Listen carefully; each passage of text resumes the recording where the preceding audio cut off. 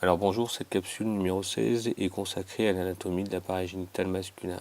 Donc il faut qu'à la fin de cette capsule, vous sachiez identifier et légender les principaux organes qui interviennent dans la reproduction chez l'homme.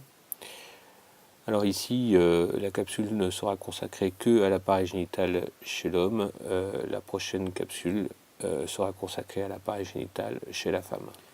Alors, voici une vue antérieure d'un individu masculin. Si vous lui enlevez la peau, on se retrouve très rapidement avec le squelette.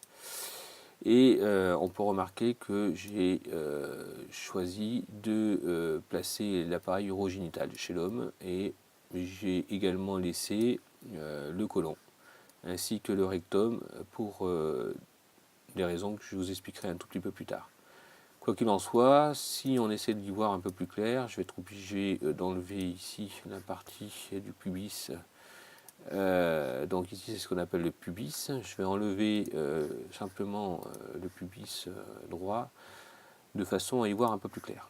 Donc ici, donc je vais également enlever le squelette appendiculaire droit, voilà, pour vraiment être tranquille. Voilà. D'accord, donc j'enlève ça, voilà. Ok, donc voilà l'appareil urogénital chez l'homme. L'appareil urogénital, il y a deux parties. Il y a une partie urinaire et une partie génitale. Alors, ils sont indissociables, et vous allez comprendre pourquoi. Donc, si on regarde la partie urinaire très rapidement, vous avez donc les deux reins qui déversent l'urine au niveau des bassiniques qui sont ici, puis des uretères, il y en a deux, l'uretère droit, l'uretère gauche, et qui se déversent donc sur la face postérieure, ici, de la vessie. D'accord, vous voyez, il se déverse à ce niveau-là, sur la face postérieure de la vessie. Et puis on voit ici l'orifice donc de l'uretère gauche.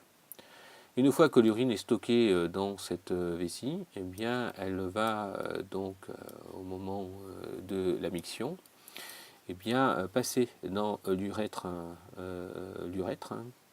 Alors cet urètre présente plusieurs portions, et donc là on attaque un petit peu la partie urogénitale.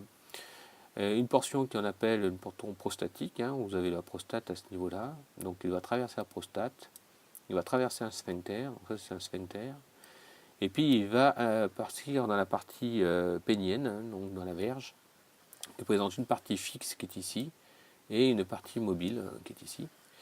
Donc sur cette partie pénienne, eh bien, elle rentre dans ce qu'on appelle le corps spongieux, et elle parcourt comme ça tout le long du pénis, tout le long du pénis, et arrive au niveau du méa urétral, donc à l'extrémité du gland. D'accord, le méa urétral est ici à l'extrémité du gland.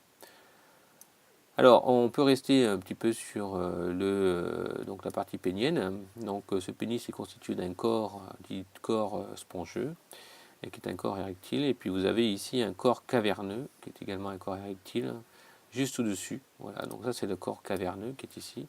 Et ici, vous avez le corps spongieux. Ensuite, à l'extrémité donc du pénis, vous avez la partie qu'on appelle le gland du pénis. Alors, si on regarde de plus près ce qui se passe au niveau de la prostate, on voit qu'effectivement il a récupéré l'urine donc traversée par l'urètre. Et au niveau de cette prostate, eh bien, on voit qu'il y a ici un canal qui déverse son contenu dans l'urètre. Alors cette portion-là, c'est ce qu'on appelle le canal éjaculateur. Et puis on voit qu'il a récupéré également le contenu d'une glande ici, qu'on appelle la glande séminale, qui déverse son contenu dans ce qu'on appelle le canal déférent qui est juste au-dessus. Donc ça c'est le canal déférent. Alors d'où vient ce canal déférent? Ce canal déférent, vous voyez, hop, il est là. Et si on suit son trajet, on voit qu'il vient des testicules. Donc vous avez les testicules qui sont des organes qui sont les organes, les glandes à proprement parler chez l'homme, qui produisent les spermatozoïdes. Donc vous avez un testicule ici droit. On voit que ce testicule droit, eh bien, il va former les spermatozoïdes. Il va les stocker au niveau d'un organe qu'on appelle l'épididyme, à ce niveau-là.